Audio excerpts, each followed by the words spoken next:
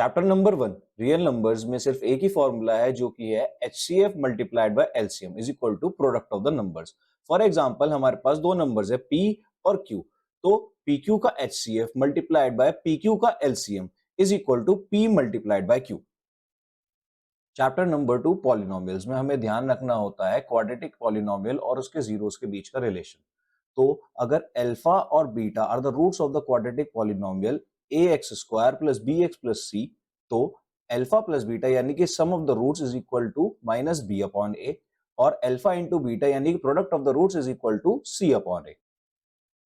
If alpha and beta are the zeros of the quadratic polynomial px, तो हम px को कुछ इस तरीके से रिप्रेजेंट कर सकते हैं x² plus alpha plus beta into x is equal to alpha into beta. Chapter number 3 linear equations in two variables. For example हमारे पास दो इक्वेशंस हैं a1x plus b1y plus c1 is equal to 0 और a2x plus b2y plus c2 is equal to 0। तो अगर a1 upon a2 is not equal to b1 upon b2 तो उस case में होता है अ यूनिक सॉल्यूशन। इस केस में हमें इंटरसेक्टिंग लाइन देखने को मिलती हैं जो एग्जैक्टली एक ही पॉइंट पर इंटरसेक्ट कर रही होती है। और अगर a1 upon a2 is equal to b1 upon b2 which is also equal to C1 upon C2, तो इस केस में हमें infinitely many solutions देखने को मिलते हैं और इस केस में coinciding lines मिलती हैं जो कि एक दूसरे को ओवरलैप करती हैं। अब अगर A1 upon A2 और B1 upon B2 तो आपस में इक्वल हो मगर उनसे C1 upon C2 आपस में इक्वल ना हो तो इस केस में होता है नो सॉल्यूशन। नो सॉल्यूशन के केस में दो पैरेलल लाइंस आती हैं।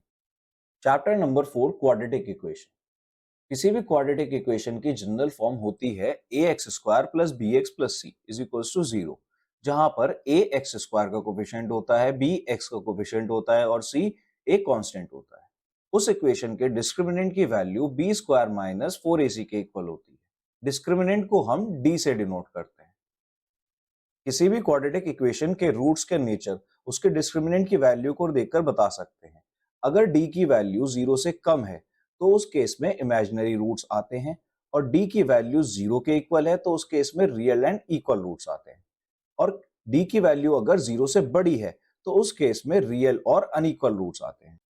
किसी भी क्वाड्रेटिक इक्वेशन के रूट्स को निकालने के लिए हम क्वाड्रेटिक फॉर्मूला का भी यूज कर सकते हैं। क्वाड्रेटिक फॉर्मूला होता है minus b plus minus under root b² minus 4ac upon 2a के equal. Chapter number 5 arithmetic progressions. For example a1, a2, a3 up to an are in AP, तो इसकी फर्स्ट टर्म यानी कि a हो गई a1 और इसका common difference यानी कि d हुआ a2 माइनस a1। अब nth टर्म का फॉर्मूला होता है an is equals to a plus n minus 1 into d और सम ऑफ n टर्म्स का फॉर्मूला होता है sn is equals to n upon 2 multiplied by 2a plus n minus 1 into d. अब chapter number 6 triangles. अगर हमारे पास दो triangles है, फॉर एग्जांपल ट्राइंगल ABC और ट्राइंगल DEF, और अगर ये दोनों ट्राइंगल सिमिलर हैं तो इनके कॉरेस्पॉन्डिंग साइड्स का रेशियो यानी कि AB upon DE, BC upon EF और AC अपॉन DF इक्वल होगा और साथ ही साथ इनके कॉरेस्पॉन्डिंग एंगल्स यानी कि angle A will be equal to angle D, angle B will be equal to angle E and angle C will be equal to angle F। किसी भी दो ट्राइंगल्स को सिमिलर प्रूव करने के चार बेसिक क्राइटेरियाज होते हैं, triple S, SAS, triple A और डबल ए। ट्रिपल एस का मतलब होता है कि तीनों के तीनों कॉरेस्पॉन्डिंग साइड्स का रेशियो सेम होना और ट्रिपल ए का मतलब होता है तीनों के तीनों कॉरेस्पॉन्डिंग एंगल्स का इक्वल होना। इन दोनों कंडीशंस में से कोई भी एक कंडीशन अगर जो हम प्रूव कर दें तो हम किसी भी दो ट्राइंगल को आपस में सिमिलर प्रूव कर सकते हैं। अब SAS का मतलब होता है साइड एंगल साइड। जैसे इन दोनों ट्राइंगल्स में साइड AB कॉरेस्पॉन्डिंग है साइड DE के और साइड AC कॉरेस्पॉन्डिंग है साइड DF के और साथ ही साथ हम इन दोनों के बीच का एंगल यानी कि एंगल A और एंगल D भी आपस में इक्वल प्रूव कर दें तो हम इन दोनों ट्राइंगल्स को आपस में सिमिलर प्रूव कर सकते हैं। अब एंगल किन्हीं भी दो ट्राइंगल्स के अगर हम दो पेयर ऑफ कॉरेस्पॉन्डिंग एंगल्स को इक्वल प्रूव कर देते हैं तो तीसरा पेयर ऑब्वियसली इक्वल होगा क्योंकि एंगल सम प्रॉपर्टी के अकॉर्डिंग किसी भी ट्राइंगल के तीनों एंगल्स का सम 180 डिग्री होता है और अगर किसी भी दो ट्राइंगल्स के दो पेयर्स ऑफ एंगल इक्वल है तो ऑब्वियस सी बात है तीसरा पेयर भी इक्वल ही होगा, तो वो दोनों ट्राइंगल्स सिमिलर होंगे आपस में। Chapter number 7 coordinate geometry. For example A B एक लाइन है जिसमें ए के कोऑर्डिनेट है x1 y1, बी के कोऑर्डिनेट है x2 y2। तो हम ए और बी के बीच का डिस्टेंस फॉर्मूले से निकाल सकते हैं, जो कि इक्वल होगा under root x2 minus x1 का square plus y2 minus y1 का स्क्वायर। अब इस लाइन ए बी को P पॉइंट m/n के रेशियो में डिवाइड कर रहा है और P के कोऑर्डिनेट्स हैं x, y। तो x कोऑर्डिनेट की वैल्यू होगी mx2 plus nx1 upon m plus n और y कोऑर्डिनेट की वैल्यू होगी my2 plus ny1 upon m plus n। Trigonometry में सबसे पहले हम देखेंगे ट्रिग्नोमेट्रिक रेशियोज के बारे में। फॉर एग्जांपल हमारे पास एक ट्राइंगल है, triangle ABC which is right angled at B और angle ACB equals to theta. तो साइन थीटा इक्वल होता है परपेंडिकुलर अपॉन हाइपोटेनियस के, जो कि है AB upon AC। Cos theta equal होता है बेस अपॉन हाइपोटेनियस के, जो कि इक्वल है BC upon AC। tan theta equal होता है परपेंडिकुलर अपॉन बेस के, जो कि इक्वल है BC अपॉन AC। अब कोसेक थीटा साइन थीटा का रेसिप्रोकल होता है, तो कोसेक थीटा की वैल्यू हुई हाइपोटेनियस अपॉन परपेंडिकुलर, मतलब AC upon AB। Sec theta cos theta का रेसिप्रोकल होता है, तो सिमिलरली सेक थीटा की वैल्यू भी हो गई AC upon BC। Cot theta tan theta का रेसिप्रोकल होता है, तो उसकी वैल्यू हुई बेस अपॉन परपेंडिकुलर यानी कि BC अपॉन AB। अगर तुम्हें इन ट्रिग्नोमेट्रिक रेशियोज को ऐसे याद करने में दिक्कत हो रही है, तो तुम इस न्यूमोनिक को यूज करके भी इन ट्रिग्नोमेट्रिक रेशियोज को आसानी से याद कर सकते हो, जो कि है पंडित बद्री प्रसाद हर हर बोले सोना चांदी तोले। यानी कि साइन थीटा हो गया परपेंडिकुलर अपॉन हाइपोटेनियस के इक्वल, कॉस थीटा हो गया बेस अपॉन हाइपोटेनियस के इक्वल और tan थीटा हो गया परपेंडिकुलर अपॉन बेस के इक्वल। ट्रिग्नोमेट्री में नेक्स्ट अब हम देखने वाले हैं trigonometric ratios at particular angles. अब यहाँ पर थीटा की value 0 degree, 30 degree, 45 degree, 60 degree और 90 डिग्री हो सकती है। तो साइन 0 की वैल्यू हुई 0, साइन 30 की वैल्यू है 1/2, साइन 45 की वैल्यू होती है 1/√2, साइन 60 की वैल्यू होती है √3/2 और साइन 90 की वैल्यू होती है 1। अब अगर जो तुमने ये साइन की वैल्यूज ही याद कर ली हैं, तो तुम पूरी ट्रिग्नोमेट्रिक टेबल आराम से बना सकते हो। जैसे कि ध्यान से देखो, कॉस जो होता है वो साइन का एग्जैक्टली उल्टा होता है। कॉस 90 की जो वैल्यू है वो साइन 0 की वैल्यू है, कॉस 60 की जो वैल्यू है वो साइन 30 की वैल्यू है। तो देखो ध्यान से, कॉस 0 होता है 1, कॉस 30 होता है √3/2, कॉस 45 होता है 1/√2, कॉस 60 होता है 1/2 और कॉस 90 होता है 0।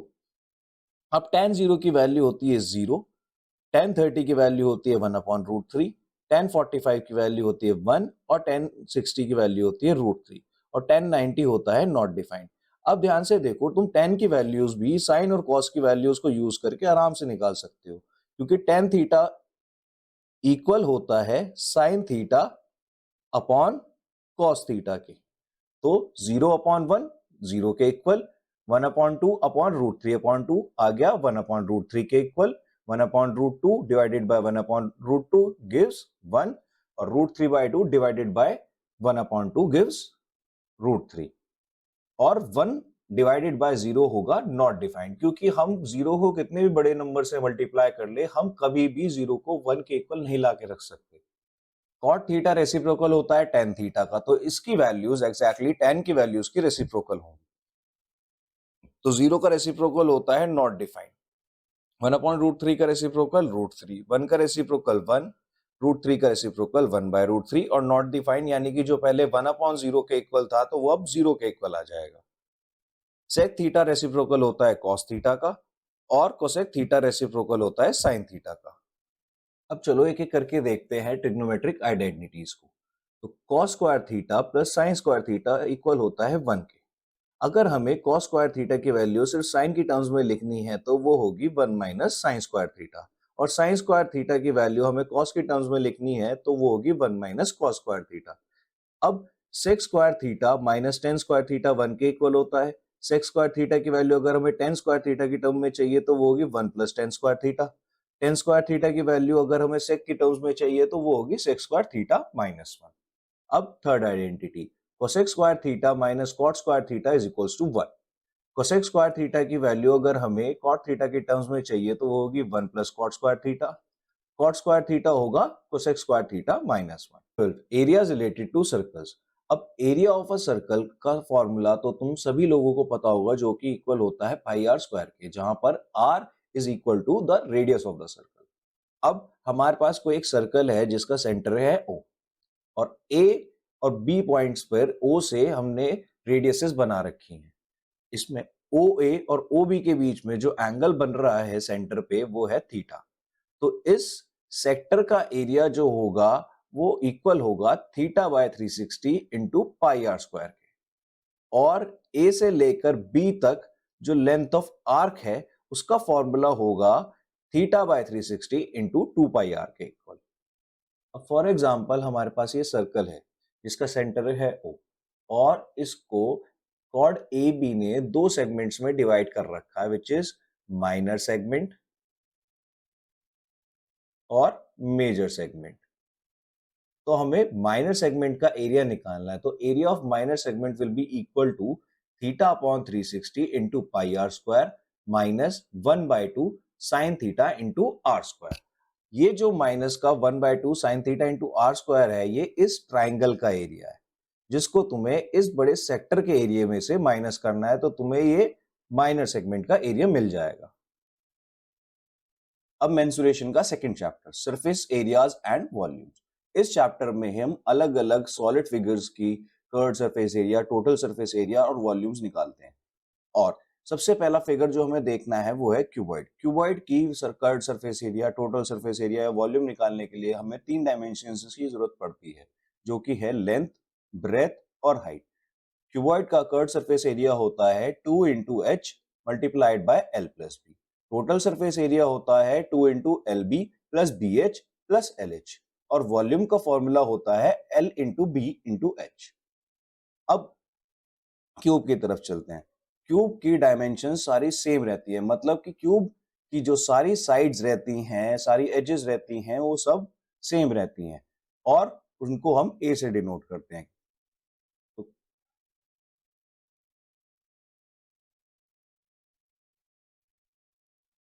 जब हम कर्व सरफेस एरिया निकाल रहे होते हैं, तब हमें टॉप और बॉटम वाला पार्ट छोड़ देना होता है। तो सिर्फ और सिर्फ हम 4 दीवारों का एरिया निकालते हैं, यानी कि 4 सरफेसेस का एरिया। तो क्यूब के सारे सरफेसेस का एरिया कैसा होता है? सारे के सारे सरफेस क्यूब के स्क्वायर होते हैं। एक सरफेस का एरिया ए स्क्वायर, तो 4 सरफेस का एरिया 4a स्क्वायर। तो curve surface area of cube हुआ 4a स्क्वायर, और total surface area of cube हुआ 6a स्क्वायर, क्योंकि क्यूब के टोटल 6 फेसेस होते हैं। और क्यूब की वॉल्यूम का फॉर्मूला हुआ ए क्यूब। अब हम राइट सर्कुलर सिलेंडर की तरफ चलते हैं। राइट सर्कुलर सिलेंडर में हमें 2 डायमेंशंस की जरूरत पड़ती है, radius of the cylinder and height of the cylinder. Curved surface area of cylinder is 2 pi rh. Total surface area of the cylinder is 2 pi r multiplied by r plus h. और volume का formula होता है cylinder की pi r square h. Next solid है right circular cone, जिसकी 3 dimensions होती हैं, height, radius और slant height. Slant height, height और रेडियस का रिलेशन कुछ इस तरह होता है, slant height is equals to under root h का स्क्वायर प्लस आर का स्क्वायर।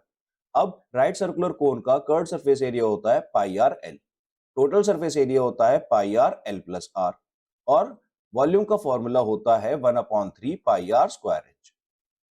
अब नेक्स्ट फिगर, स्फेयर। स्फेयर में सिर्फ रेडियस ही एक डायमेंशन होती है, और स्फेयर का हम कर्व सरफेस एरिया निकालते नहीं है, क्योंकि इसमें टॉप सरफेस और बॉटम सरफेस होता ही नहीं, क्योंकि पूरा गोल है, पॉइंट सरफेसेस होते हैं टॉप और बॉटम के। तो हम सीधा टोटल सरफेस एरिया निकालते हैं। टोटल सरफेस एरिया का फॉर्मूला होता है स्फेयर का 4 पाई आर स्क्वायर, और volume of sphere is equals to 4/3 pi r cube. अब हेमिस्फेयर। हेमिस्फेयर जस्ट कुछ नहीं है, आधा कटा हुआ स्फेयर होता है, इसके अंदर एक सर्कल और ऐड हो जाता है। तो हम इसका कर्व सरफेस एरिया निकाल सकते हैं, क्योंकि इसका एक बॉटम का सरफेस हम एक्सक्लूड कर सकते हैं यहाँ पे। तो curve surface area of hemisphere होता है 2 pi r square, total surface area होता है 3 पाई आर स्क्वायर, और ये हेमिस्फेयर है तो इसकी वॉल्यूम एग्जैक्टली स्फेयर की आधी होगी, तो इसकी वॉल्यूम का फॉर्मूला होता है 2/3 pi r cube.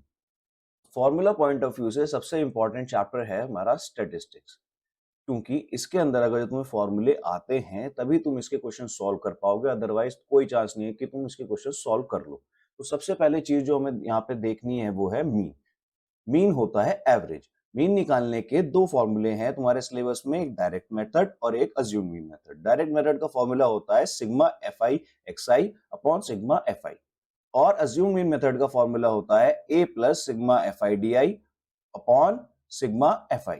Sigma fi होता है टोटल नंबर ऑफ फ्रीक्वेंसी और सिग्मा fi di होता है sum of the products of fi and di। di को हम निकालते हैं xi माइनस a करके। यहाँ पे a जो है वो है तुम्हारा अज्यूम मीन। अब नेक्स्ट है मीडियन। मीडियन होती है मिडल मोस्ट टर्म।